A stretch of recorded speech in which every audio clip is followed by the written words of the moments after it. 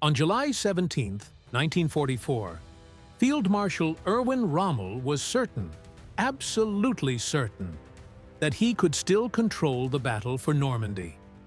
He had lived through minefields in Africa, tank duels in the desert, and years of war against enemies who kept returning with more men, more fuel, and more metal. He had built his reputation on being where the battle was hottest, reading it with his own eyes, making decisions in real time. He believed that if a commander stayed close enough to the front, the war could still be shaped by instinct and speed. That belief had carried him across France and through North Africa.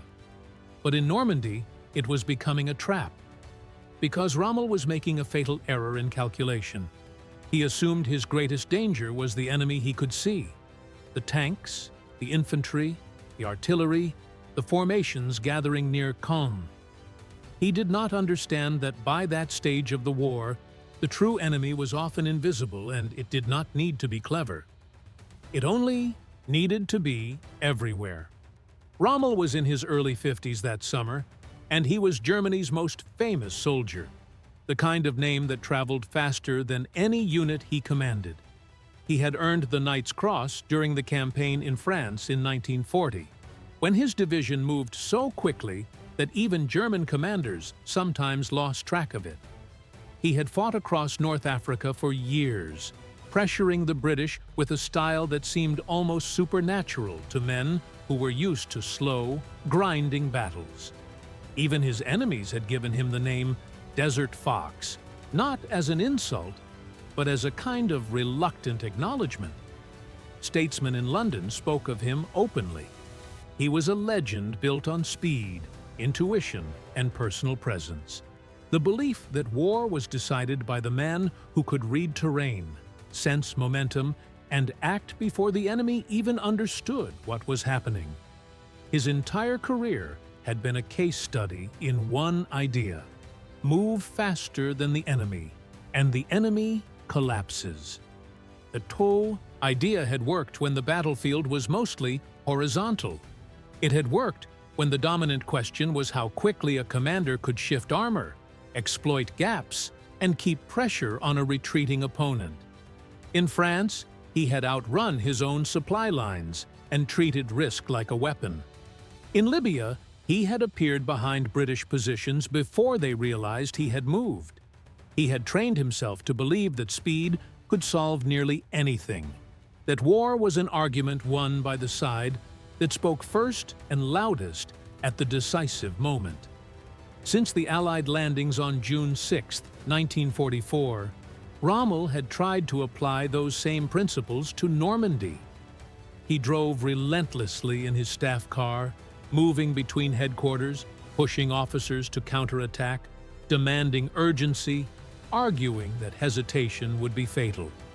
He behaved as though he were still fighting a war of maneuver, a contest of timing and decision.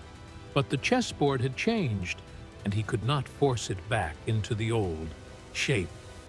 Every time Rommel ordered a division to move, it arrived late. Every time he planned a counterattack, the fuel trucks burned on the roadside before they reached the tanks. Every time his staff drew arrows on maps, the arrows were erased by explosions from above. He was trying to play speed chess while his opponent did not bother to play at all. The opponent was simply setting the board on fire. When Rommel first arrived to take charge of the coastal defenses in late 1943, he was shocked by what he found. The Atlantic Wall, this supposedly impenetrable fortress German propaganda promised would throw any invasion back into the sea, was, in many places, more slogan than structure. Bunkers were incomplete. Minefields were thin. Beach obstacles were poorly positioned or missing. Units were under strength and scattered across vast stretches of coastline, forced to cover too much ground with too little manpower. The wall was not a wall. It was a hope, and Rommel could see that hopes did not stop landing craft. So he did what he always did. He tried to compensate with energy and presence, with sheer force of will.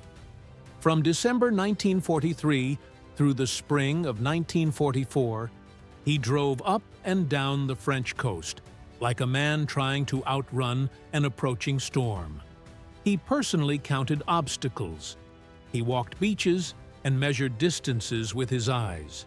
He inspected gun emplacements and demanded they be repositioned. He asked for more concrete, more mines, more barbed wire, more anything that could slow the enemy down. He told his staff that the first day of the invasion would decide everything, that the opening hours would be the longest day, and if they failed there, they would not get a second chance. He pushed that message so hard, it became the rhythm of his entire command. By mid-July, the strain was visible. He wrote to his wife about the crushing material superiority of the enemy. He described the frustration of watching carefully planned counterattacks dissolve before they even began. He wrote about the constant presence of enemy aircraft, the impossibility of moving anything in daylight, the feeling of fighting with his hands tied behind his back. Yet for all his realism about the situation, Rommel still trusted one thing: his personal luck. He refused to travel at night because he believed a commander needed to see the land. He relied on his driver's skill to spot danger. He believed that if he moved quickly enough, he could slip through gaps in Allied coverage.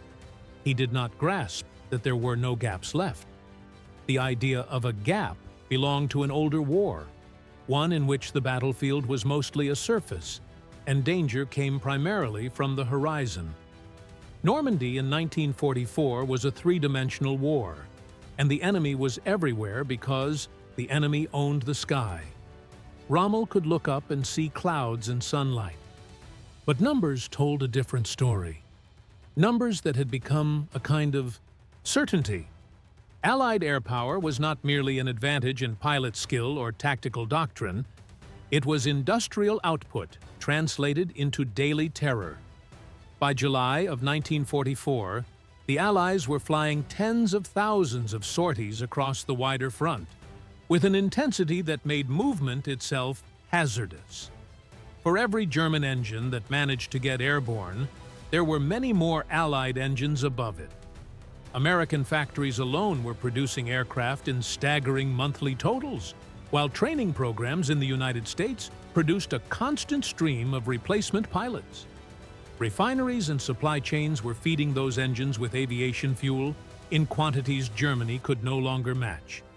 This was not just an air force, it was an industrial conveyor belt that happened to have wings. For Rommel, sitting in headquarters and trying to coordinate a defense under constant pressure, that industrial reality had a terrifying practical effect. He was going blind. His reconnaissance aircraft could barely operate. The few that attempted to fly were often intercepted quickly. He could not see what the Allies were preparing behind their lines, but they could see what he did. Every truck, every tank, every staff car raising dust along a country road. The battlefield was no longer a place where concealment depended only on camouflage nets and tree lines. It was a place where the sky itself had become a lens. The weapon of choice for this dominance was not only the heavy bomber, it was the fighter bomber, the aircraft that German soldiers came to fear as a daily presence. Planes like the Hawker Typhoon and the Supermarine Spitfire, machines once celebrated mainly as dogfighters, had been adapted into low-level hunters. They could loiter for long periods, sweeping roadways and fields, searching for any movement. They carried cannons firing explosive rounds in rapid bursts. A short attack could shred vehicles, cut supply columns, and turn a single road into a graveyard of twisted metal. The pilots were not necessarily chasing fame. They were doing a job inside a system that treated the battlefield like an assembly line, sector by sector, road by road, methodically erasing the German army's ability to function. Rommel felt this pressure personally. He noted that his own troops were terrified to move. Men who had faced Soviet armor without flinching now refused to drive in daylight. Convoys sat motionless under trees, engines off, waiting for darkness, while frontline units suffered shortages. The roadside was littered with burned-out trucks and wrecked vehicles that had gambled on speed and lost. Every day, Rommel saw evidence that the rules of the new war did not forgive bravado. And yet on July 17th, he convinced himself those rules did not apply to him. He needed to move. The situation was desperate. The British were pressing near Caen. The Americans were preparing something in the West, something that felt like the opening of a new door. Rommel believed every hour mattered, that if he could reach the right headquarters, issue the right orders, apply pressure in the right place, he might still stitch the front together. The urgency on the ground blinded him to the probability curve above him. He was, without realizing it, betting his life against a system, an industrial system that could put aircraft into the sky faster than Germany could replace what those aircraft destroyed. It was late afternoon. Rommel left a tense meeting with senior commanders. The reports were grim. Units thinning, replacements not arriving, fuel running out, the line cracking under pressure. Rommel wanted to return to his own headquarters quickly. He needed to send another report to Berlin, another plea for resources that were no longer available, another warning that the situation was nearing catastrophe. The sun was still high, bright enough to paint sharp shadows across hedgerows and fields. In another kind of war, that light would have been a gift. It would have helped a commander see the land, read the terrain, judge distances. In Normandy, sunlight was danger. Sunlight meant visibility. Sunlight meant contrast. Sunlight meant that anything moving on a road could be spotted from above with frightening ease. Rommel's route led along a long straight stretch of road cutting through the Norman countryside. Years earlier, in the campaign in France, he might have raced down roads like this at the head of columns, moving with the confidence of a man who believed speed was destiny. Now the same kind of road had become a kill zone. His driver, a seasoned soldier who had learned that survival depended on watching the sky as much as watching the pavement, kept the car close to hedges when possible, using shadows and the edges of trees as a thin form of concealment. He varied speed to avoid leaving an easy dust signature. Rommel urged him to go faster. They were moving beneath a break in cloud cover. The sun poured through, warm and clear on fields and farmhouses. In the back seat, Rommel studied maps, making notes, already forming the sentences he would write that evening. Beside him sat his aide and a liaison officer. They spoke in the language of a collapsing defense. Shortages, impossible timing, the brutal arithmetic of holding ground without fuel. Rommel assumed he could dash between Allied patrol zones. He thought the fighter bombers would be focused elsewhere, over the heaviest fighting. He believed he understood the pattern well enough to exploit a gap. He was wrong. High above, scanning the sector, was a routine patrol. 2 Allied fighters cruising at low altitude for what they were doing, searching the roads and fields the way men search a shoreline for movement. They were not hunting Rommel. They did not need to. They were looking for anything with an engine, anything that moved, anything that could be cut out of the German system like a wire snipped with pliers. When they saw a dust trail and the dark shape of a fast-moving staff car on a straight road, they did not see a legend. They did not see the desert fox. They saw a target. This is how industrial war works. The personal and the historical do not always meet in a dramatic duel. Sometimes they meet in routine, in the quiet moment when a patrol happens to be in the right place at the right time. The lead pilot tipped his aircraft into a shallow dive. His voice over the radio was calm. He called out the target and moved in. There was no excitement in it. This was work. He had done it before, and he would do it again. From his cockpit, the car grew rapidly from a speck into a definite shape, its path obvious along the straight road. He aligned his gun sight.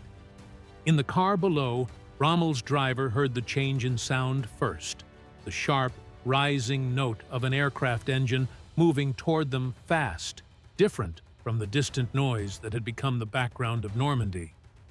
He looked up and saw the silhouette coming down out of the brightness. He shouted a warning and jerked the wheel, trying to swerve off the road, trying to find cover that did not exist. The physics were cruel. The aircraft was moving several times faster than the car. The distance between them collapsed in seconds. Rommel looked up from his maps. Perhaps he saw the dark shape against the sky. Perhaps he felt the car lurch as his driver tried to evade. Perhaps for a fraction of a heartbeat, he understood that no personal luck could bend this moment away. The pilot fired. A burst of cannon fire ripped across the road near the car, then struck the vehicle. The impact was immediate and catastrophic. The driver was hit and lost control. The staff car veered violently, left the road at speed, and crashed into the ditch. The vehicle rolled and slammed, metal shrieking as it tore through earth and stone. The passengers were thrown hard inside the wreck. When the motion stopped, smoke rose from the engine. Area and dust hung in the air like fog. Overhead, the aircraft pulled away, engine note fading as the pilot marked the result in his log with the indifferent language of routine. He checked his fuel, confirmed his position, and turned back toward his base. There would be debriefing, food, and another patrol later or the next day. He did not know whose car he had hit. On the ground, Rommel's aide crawled free, shaken and bleeding from cuts. The car lay wrecked in the ditch, one wheel turning slowly, as if it had not yet understood it was finished. Rommel was found thrown from the vehicle, badly injured and unconscious. For a moment, those around him feared he was dead. The man who had survived desert battles and years of command had been removed not by a rival general's brilliant maneuver, not by a duel of strategy, but by the most impersonal force in modern war. A machine in the sky, placed there by a system, operated by a pilot who did not know his name. Rommel was rushed to a nearby military hospital. French civilians watched the ambulance pass, unaware that the bandaged figure inside was Germany's most famous commander in the West. Doctors assessed severe head trauma and life-threatening injuries. Surgery was performed to relieve pressure and stabilize him. For days, his survival was uncertain. He drifted in and out of consciousness, unable to speak or properly recognize those who came to his bedside. The war did not pause while surgeons worked. It continued relentlessly, and the German front in Normandy continued to break. This was the cruel timing of it. At the moment when Germany most needed coordinated leadership. At the moment when every hour felt like a thread that could either hold the line together or let it unravel. Rommel was silent in a hospital bed. The armored divisions he had struggled to coordinate received confused direction. The counterattacks he had argued for were delayed, weakened, or never launched. The defense became less an organized plan and more a series of desperate reactions. Then, only days later, the political earthquake struck. On July 20th, 1944, a bomb exploded at Hitler's headquarters in East Prussia. The assassination attempt failed, but the response was immediate and savage. Arrests rippled through the officer corps. Investigations spread like poison. Rumors became accusations. Names became liabilities. In that atmosphere, Rommel's position became dangerous in a way no battlefield could have predicted. Conspirators had spoken of him. Some had imagined using his prestige to stabilize a post-Hitler government, whether or not he had agreed. In a regime ruled by paranoia, innocence was not a defense. Suspicion was enough. Rommel could not protect himself. He was not at a conference table, able to speak and maneuver politically. He was not at a command post, surrounded by loyal subordinates. He was wounded, isolated, and already removed from active command by an Allied attack he never saw coming. The injury had ended his ability to return to the front even before the Gestapo's shadow reached him. His military career, in practical terms, had ended on that road. The most shocking element of the story is not simply that he was struck down, it is how anonymous it was. In older wars, famous commanders often fell in ways that matched their fame, recognized by enemies, remembered as heroic endings. But this was modern war. Rommel was hit by a pilot who did not know who he was, flying an aircraft built by thousands of hands, fueled by supply chains that stretched across oceans, armed with ammunition produced far from the battlefield by workers who would never hear gunfire. The pilot went home. The system kept running. The legend lay unconscious in a hospital, and the defense of Normandy lost its most energetic organizer at a critical time. The Allied war machine did not need a special operation to find Rommel. It did not need an assassin or a secret raid. It simply filled the environment with so much air power that survival for anyone who moved in daylight became a matter of probability. Sooner or later, a moving vehicle would intersect the path of a patrol. On July 17th, that probability finally caught up with him. By the autumn of 1944, the Nazi regime decided it no longer needed him alive. Officers arrived at his home with a choice that was not truly a choice: die quietly and spare your family, or face public humiliation and harsher consequences. Rommel accepted death. He died not at the front, not with tanks and maps, but under political coercion, after being physically removed from the war by that roadside attack. What happened to Rommel illustrates a final thesis of the Second World War. Individual brilliance by itself cannot defeat industrial supremacy. Rommel was a tactical genius. He had instincts that impressed even his enemies. He could read a battlefield the way a musician reads: rhythm, timing, tempo, psychology, pressure. In a different era, he would have been remembered as one of history's great captains in the classic sense. But in 1944, instinct was no longer enough. You cannot outmaneuver a production line. You cannot flank a supply chain that spans an ocean. You cannot improvise your way out of a probability curve once the sky belongs to the enemy. The Americans and British had built a system where the destruction of an enemy staff car did not require special knowledge about who was inside it.